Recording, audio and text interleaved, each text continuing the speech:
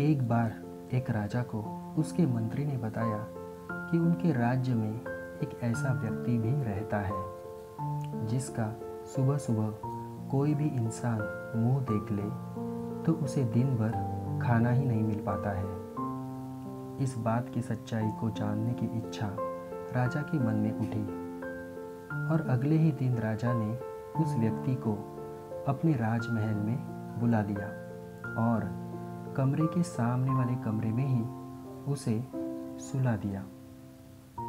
अब जैसे ही अगली सुबह हुई, राजा उठकर सीधा उस व्यक्ति का चेहरा देखने उसके कमरे में घुस गया।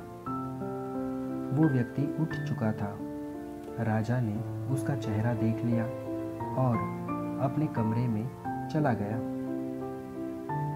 अब जैसे ही राजा फिर से सोने की कोशिश करने लगा तो तभी उसका मंत्री दौड़ा दौड़ा राजा के पास आया और बोला, महाराज, पास के राज्य के कुछ दुश्मन हमारे राज्य की सीमा में घुस आए हैं।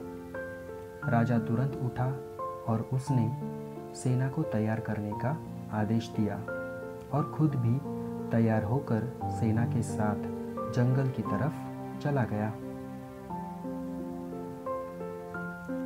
जंगल में घूमते घूमते सुबह से शाम हो गई, लेकिन उन दुश्मनों का कोई पता नहीं चला।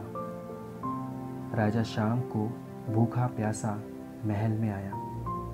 राजा गुस्से से भरा पड़ा था क्योंकि उस व्यक्ति का चेहरा देखने के बाद ही ये सब हुआ था।